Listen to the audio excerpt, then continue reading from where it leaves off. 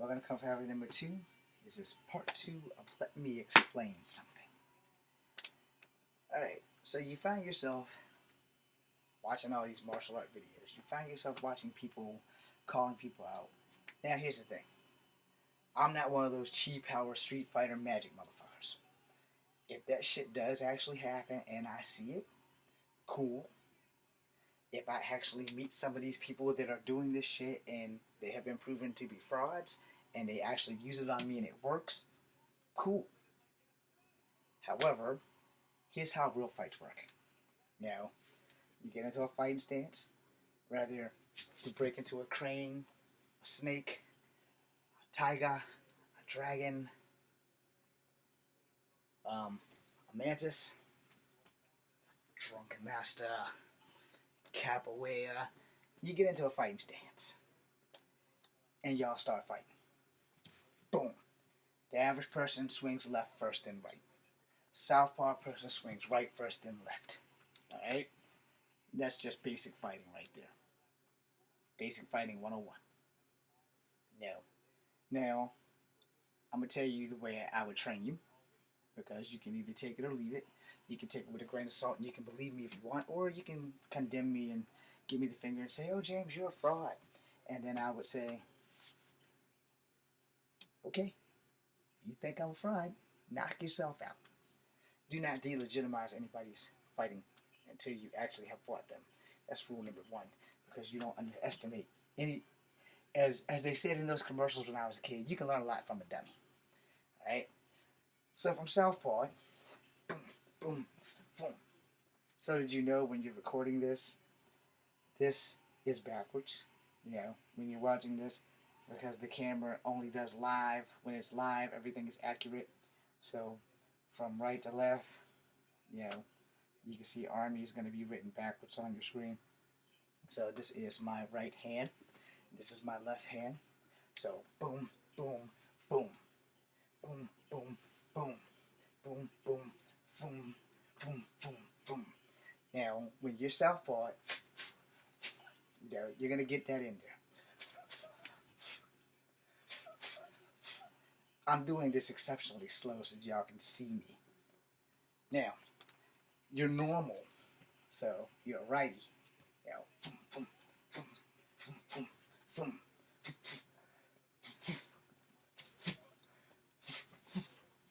You gotta set them up. So that you can see that from the side. Now, the reason why I did that, I'm gonna explain this really quickly. For those who don't really understand concepts of martial arts, each martial art is similar but different. I've made videos about this specifically before. So as I explain this to you, for Kung Fu, the guy's throwing a jab.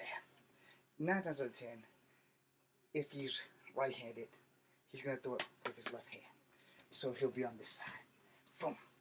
Your job in karate, block, counter. Or block, counter, but you have his counter, which would come that way. So your counter will have to be here. Because when they teach you your basic blocks, block, block, block, block, block, and block. Now when you get into a fight in the streets, I'll be the first one to tell you, don't use those blocks. Use boxing blocks. Boom, boom, boom, boom. Because they're a little bit more effective then. Especially if you don't have time to get that torque in. So, use boxing blocks. Everything works different on the street than it does in the dojo. That's the one thing that you need to understand. It's the one thing that's 1,000% true that's coming out of my mouth right now. Everything in the dojo don't always work in the streets. Everything in the streets can adapt to the dojo to a certain extent, but if you're fighting an ace, good luck with that. So, guys don't want a right jab, and you're facing each other. So he's throwing a right jab, he's southpaw.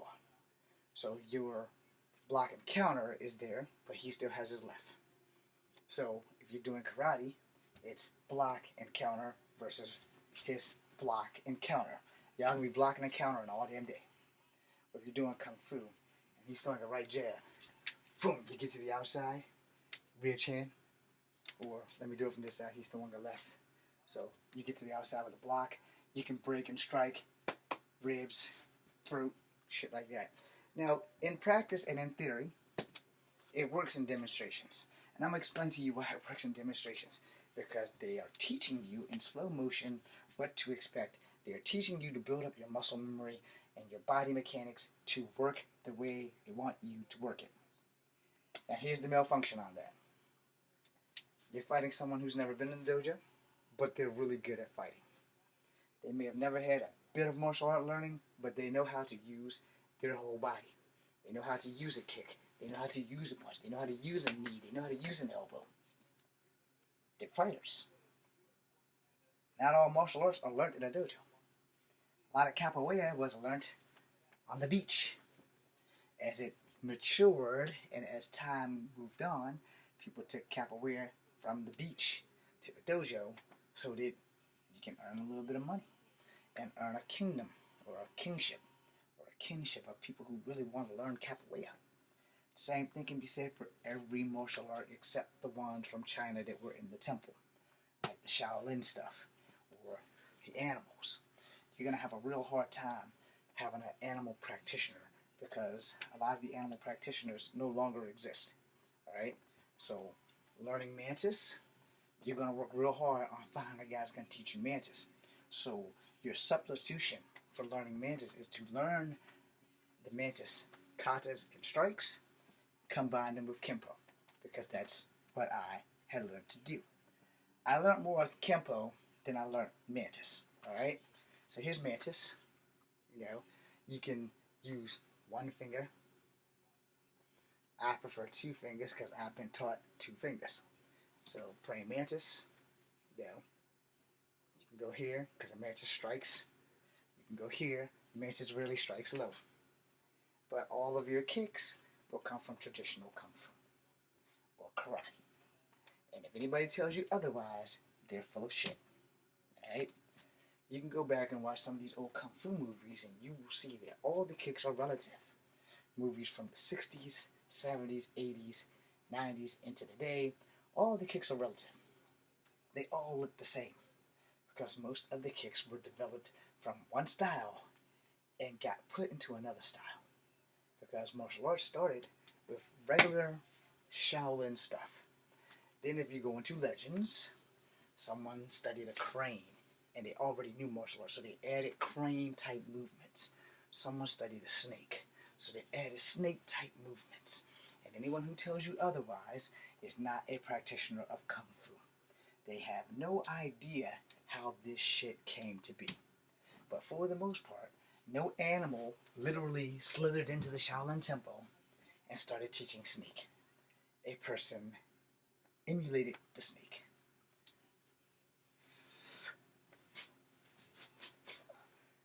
Person emulated the crane. The crane is defense, the snake is attack. The tiger is the attack, the dragon is wisdom. Okay? Same thing with push hands. Alright? So when you look into animal styles of martial arts, you have to understand that the animal styles came from someone who studied an animal and put their Kung Fu with the essence of that animal into their Kung Fu. There's only so many takes you can do with a tiger. There's only so many blocks you can do with a dragon. So many snakes, cranes, mantises, eagles. There's so many things you can do with these movements. Now, let me explain something to you. Out of all of those animals, only one of them does not have legs, which is the snake. The crane has wings, but he also has legs. The mantis has 6 legs. It is an insect, not an arachnid. The dragon has 4. The tiger has 4, and I just fucked that up because this is the dragon and this is the tiger. So it's only the eagle has 2 legs and 2 wings. So you have to understand how these animal styles came to be. Someone literally knew Kung Fu and set out on a rock or on some stool and watched praying mantises fight and developed that style. Styles aren't just created out of thin air. Yeah, they kind of are, they kind of aren't. It's kind of a hypocritical thing to say. But for the most part, the guy who invented Mantis Kung Fu, he basically sat outside. Got two praying mantises right here. And he watched them. And he may have watched them for days.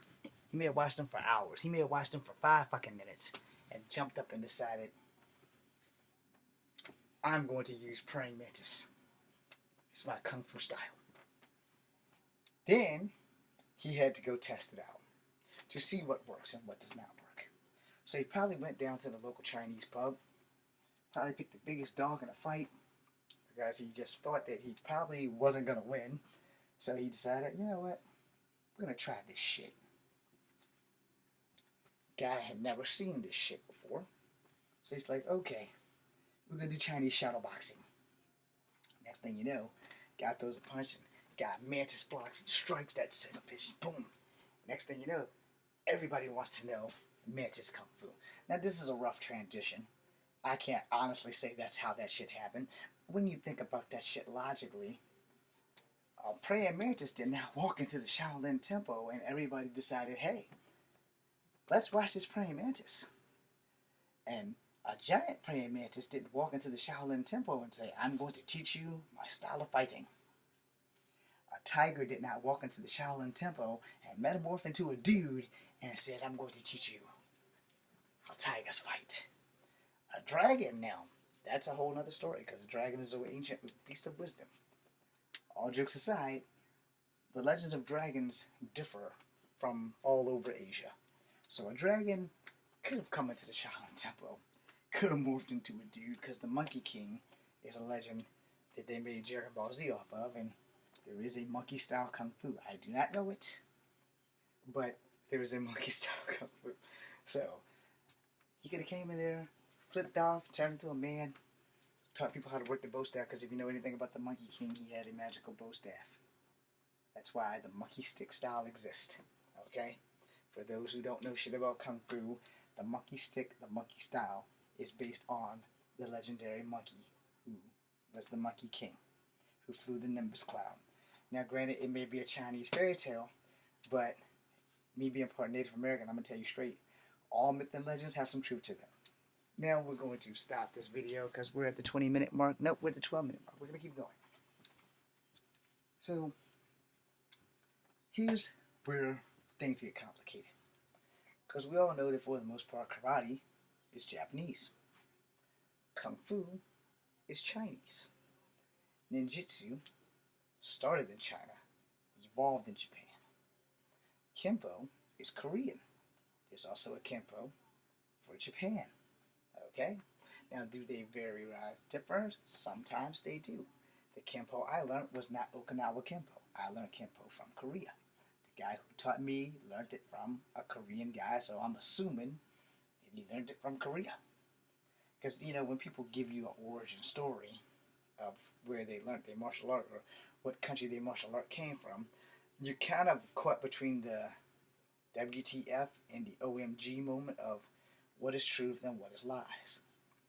I have heard of Okinawa Kempo.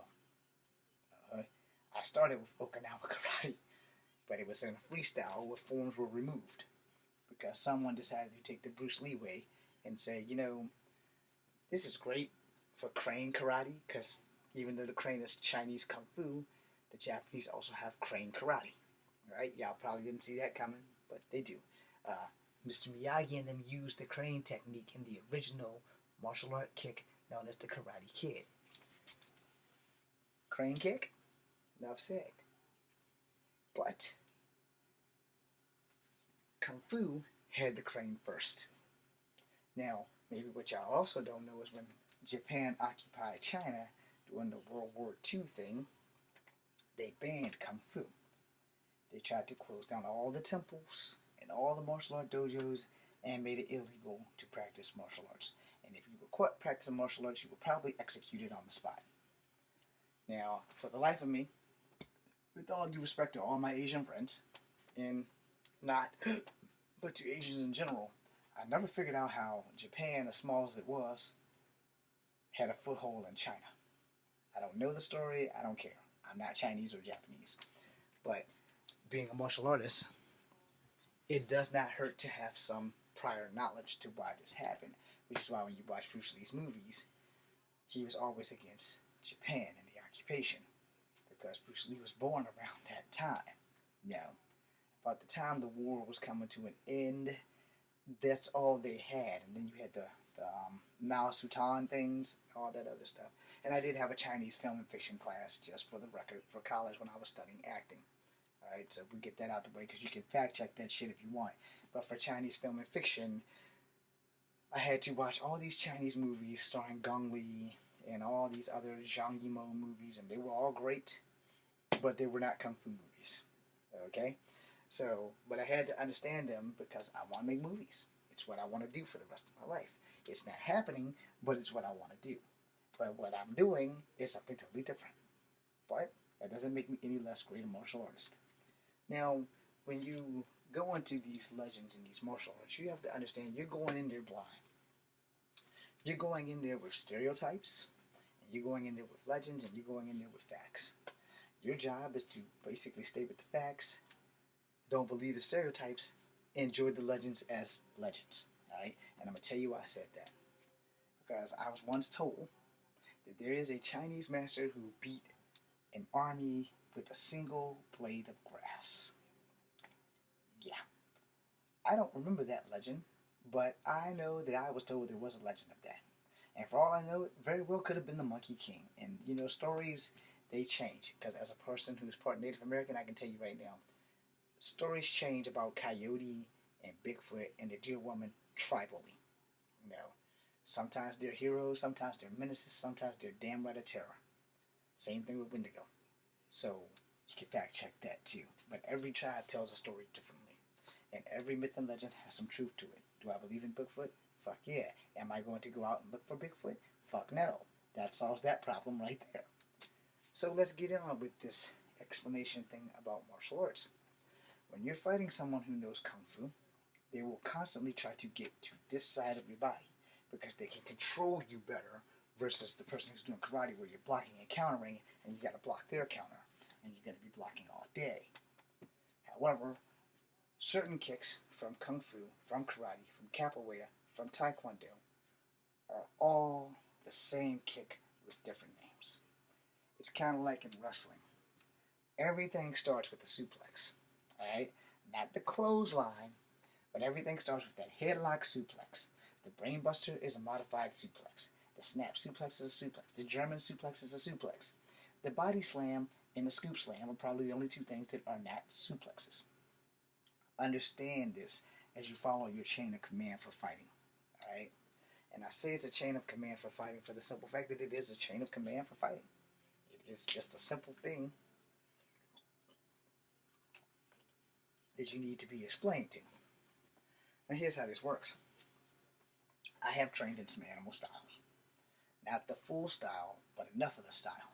I combine what little bit of animal styles I know with the shit that I've already been taught, and I learn how to adapt. So, before we go any further and before I end this video, adaptation. If your sensei, sifu, shidoshi, senpai, maestre, mentor, teacher does not tell you that fighting is the key, or what I meant to say was adapting in a fight is the key to surviving a fight, then they probably shouldn't be teaching you a martial art. You have to adapt in a fight. You have to. Because if you get hit, boom, you know, you got a whole lot of options that just happened in 45 seconds. If you don't have a fast recovery time, which is why I said 45 seconds, because the guy that hits you is not going to stop. It's just that simple. When that first jab lands and they rock your bell, if you think they're going to pull back and have mercy on you, no, they're not. And if you've never been hit in the face, you're going to get the shock of your life when shit shuts the fuck down. You think I'm bullshitting? If you get hit right here in the face, your eyes water, it hurts like fuck, and your synaptics, you're not really going to be able to see when your eyes water up what's coming next. And if you haven't been hit there, you are one blessed motherfucker. I've been hit square in the nose, and it hurts like shit, and my eyes have watered, and just barely got out of the way of the second hit. Just barely. So when you get hit, boom, in that fucking face, you take them in the chin, you take them in the cheeks, and you can take them and keep moving, you're good. When you get that shit square in that fucking nose, and that shit shuts your ass down, I ain't saying you're going to sleep. I'm just, you're dazed, and you're blind. You know, the tears are in your eyes, and you can't really focus. They're going to take the advantage. Boom, boom, boom, boom. And they're not going to stop. So you need to be able to adapt. You need to get your ass up. That's why when you see these MMA fighters and shit, they always say protect yourself at all times. That's why they're always covering up their heads. You know, it's because, you know, once you get hit, you know, you wake up. And if you watch these fights, you're going to see when somebody get hurt. You're going to see their whole dynamic change. Especially if they're a striker and they're coming in and the other striker who's a counter striker, boom, boom, gets them with a good one. And it's a good one that, you know, it rock them. But they're still trying to come. But you notice that the shift has happened. You know that they've been stunned. You know they might actually be hurt. And once you're hurt and you're stunned, your whole game got to change. Because you're trying to recover and you're still trying to fight. Alright? You're stunned and you're not defending. You're still trying to come. And that means they're going for the knockout. Because they've been hurt and they know that if they don't knock you out, you're probably going to knock them out. So they're hurt and they're coming. Yeah, boom. Yeah, boom. So your job, right off the bat, you already struck them. Boom, boom. Your job is to just not stop. So either they're going to protect themselves or they're going to go to sleep. Or they're going to be hurt and keep trying to hurt you so that they can get that recovery time. Because you know in most fights, it's 3 5-minute rounds. You know, and that's kind of the thing. In most fights, you got 3 5-minute rounds. Or you got 5 3-minute rounds. I think it depends on the card or what belt's on the line. So when you're getting hit, boom, boom, boom, boom, boom, you know, you're going to need to adapt. And if you can't adapt while you're in the midst of a fight, GTS, as Master Phil Brooks would say, you're going to sleep. There's no ifs, ands, or buts about it. And sometimes it could just be that one, that square one, that ordered you up. Pow! And it might be lightning quick. And it going to sleep. I've never been knocked out in a fight before. Ever. Ever, ever. It's the first time for everything. I've never been knocked out in a fight. I've had my bell rocked. I've had my bell rocked when I was stuck in a seatbelt. And I recovered. And like I said, you know, I didn't think I could take a hit anymore. And I kind of found out, now I can still take a hit. I can still take a hit. So, you know, okay. The thing is that no one wants to get hit. Getting hit sucks. And if you are in a fight, I promise you, if you get through a fight without getting hit, you're Jesus. That's all to that. You're Jesus.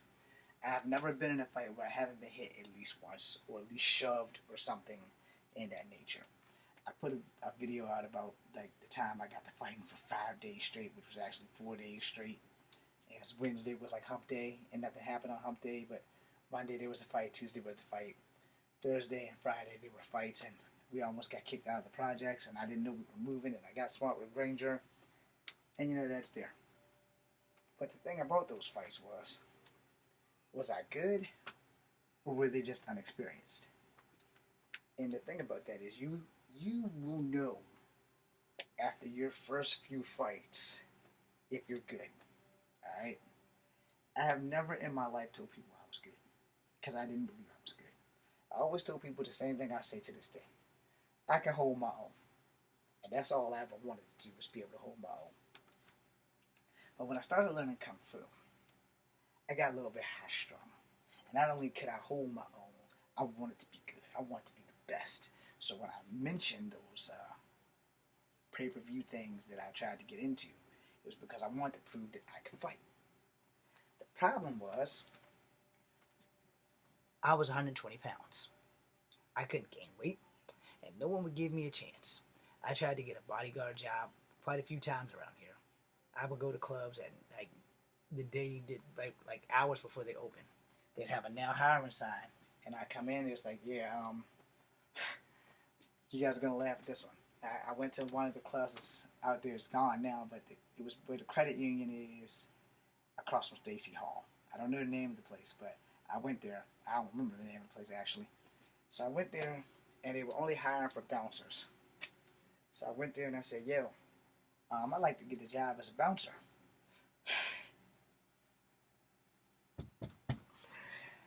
They laughed me right out the building. I was like, look, dude, you don't look intimidating at all. And we don't want to hurt your feelings, but you can't be a bouncer. And I was like, dude, I know Kung Fu. And they laughed at me again. And they said, look, dude, we don't know how many movies you've been watching, but yeah, we don't hire people like you because of your size. We need people who are going to scare people. And you may be a great martial artist, but you can't have the job. Would you like to wash dishes? Would you like to be a busboy? Like, fuck no. I don't wash no fucking dishes. Been there, done that in high school. I want to be a bouncer. And every place that I went to apply for that, before discrimination laws came into effect, told me no. Now, funny story about that is, once discrimination laws came in, by this time my desire to be a cop had like shot the coop, and I could have been a state trooper, but at the time when this was all going on, state troopers had to have two qualifications. The first qualification was you had to be 6 feet tall. Are y'all talking to me? Yeah, you had to be 6 feet tall. So that wasn't going to happen. And I think they fixed that somewhere between 95, 94, 95. But you had to be 6 feet tall. And if that's not the truth, that's what they told me when I tried to talk to cops and I talked to state troopers. And I had been talking to state troopers since I was like 5, 6 years old. It's like, dude, I want to be a state trooper because I like their little gray-blue uniform type thing. And it's like, well, when you get older, young man, you can be a state trooper. But you have to get to at least 6 feet. Had I known that height was genetic, I would have been so happy about that because, when you're growing, you don't know how tall you're going to get until you get there. And I thought that I was going to make it to 6 feet, which is a theoretical possibility because all my mom's brothers are 6 feet. My uncles on my father's side, my Uncle Bruce and my dad were both between 5'6" and 5'7". Uncle Robert Henry was the tallest. He was between 5'9" and 5'11". My Uncle Bryson, who I just met, was between 5'9" and 5'11". But all of my cousins, the mothers were short, had really tall daddies. So I figured I had a fighting chance. Because my cousin Skitchet was way up there. He's a good 6 even, maybe 6'3".